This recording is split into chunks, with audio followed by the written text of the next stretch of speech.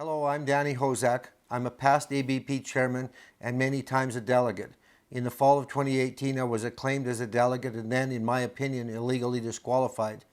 Over the past 22 months, I have tried repeatedly to address this issue through meaningful dialogue with the ABP. However, the ABP's dismissive attitude to my concerns has only reaffirmed my contentions that their actions are inappropriate and condescending, and their half-hearted attempts at resolution are merely another disservice to our organization and our industry, and a further waste of my time and energy. On October 7, 2020, I did finally get a meeting with the ABP executive, and I would like to read my comments to that meeting into the record because, failing a satisfactory resolution, I intend to take my case to either one or both of the Court of Public Opinion or a real court. Thank you, Kelly, for agreeing to meet. Thank you for finally agreeing to meet and discuss resolving the issue of the ABP's breach of trust between themselves, producers, the government, and myself. Before we get to your specific 2018 election malfeasance, I would like to give you a bit of ABP history from my perspective, which admittedly may have started before some of you were born. The Alberta Cattle Commission was founded by producers who believed that good public policy should be based on sound science and sound economics, and our focus was on being well-informed, trustworthy advisors to policymakers in an increasingly complicated and ever-changing political climate. We were content to give the straight goods to our political friends and leave them to worry about the election ramifications of the facts. At one point in our email exchanges, Kelly, you asked who the group was that I referred to in my emails. To answer that question, our group, which founded the Economic Education Association, and for the purposes of the plebiscite were called Concerned Producers for a Great ABP, includes producers with somewhere in the neighborhood of 10,000 cows, feeding capacity in excess of 75,000 head, seeded acreage in excess of 100,000 acres, and ACC and ABP delegate and board experience in excess of 100 years, not to mention a number of current and past MLAs.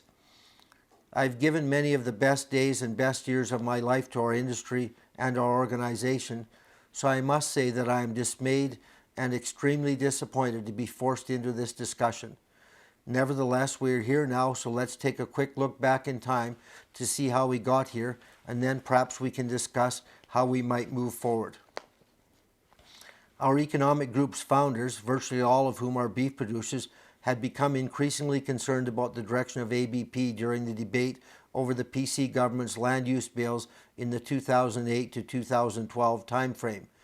Just before the 2012 election, our chairman, Doug Sawyer, told the Western producer that the ABP was concerned about the Wild Rose Party because the Wild Rose had made no commitment to research, and research was so important to our beef industry. Many of our supporters were horrified. Pardon me for bringing politics into this, but Danielle Smith had promised property rights as Bill 1. Who among us would trade their property rights for research funding? No producers that I know, and it led one of your past delegates and one of our EEA's most ardent promoters and supporters to say, and I quote, "They, meaning ABP, have become such dear friends of the government that they're no use to us."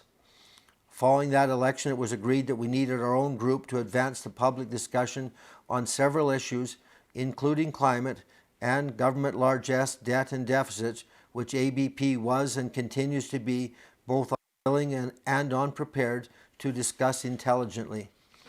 Keep in mind that even that decision was made even before the ABP supported the NDP government's climate leadership plan, which was intent on destroying our province's energy industry en route to destroying our beef industry. As you know, their success at destroying our energy industry is beyond dispute, and Justin and company are currently creating an economic calamity and a national unity crisis by doubling down on the left's climate fantasies. Is ABP still supporting the NDP's climate leadership plan, which Jason Kenney has largely kept in place? You can answer later if you wish.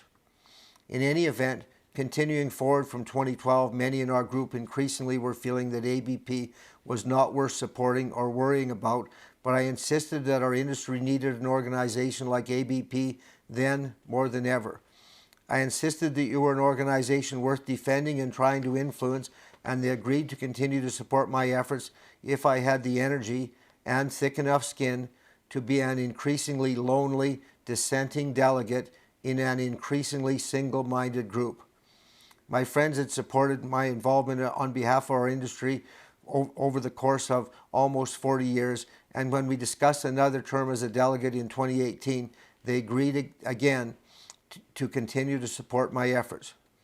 Irrespective of why they agreed to continue to support me, your effort to illegally disqualify me confirmed that the ABP is no longer an organization worth supporting or defending. So I'm here today after being chastised by Canadian Cattlemen's President Bob Lowe for criticizing you and mocked by my friends for being so naive as to have thought you were worth defending. Nevertheless, I did not raise the issue of your election malfeasance because of anything to do with me.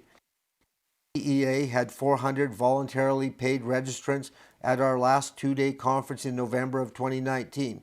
As a group, our presenters who work together and strive to speak with one voice on many issues, and you know how eloquently you talk about speaking with one voice, our presenters alone still have approximately 1.3 million Twitter followers, 400,000 Facebook friends, several hundred thousand email addresses, and tens of thousands of volunteer supporters, donors who probably have an equal number of followers.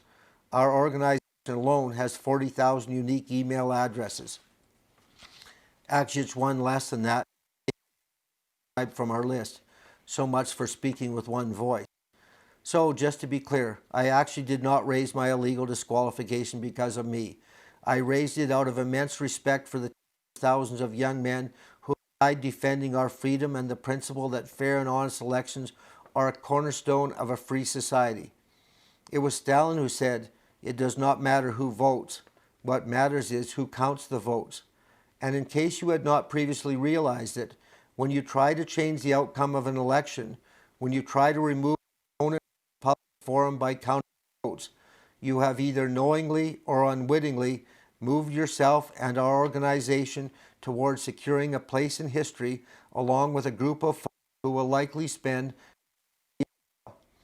perhaps you may take offense to my strong words.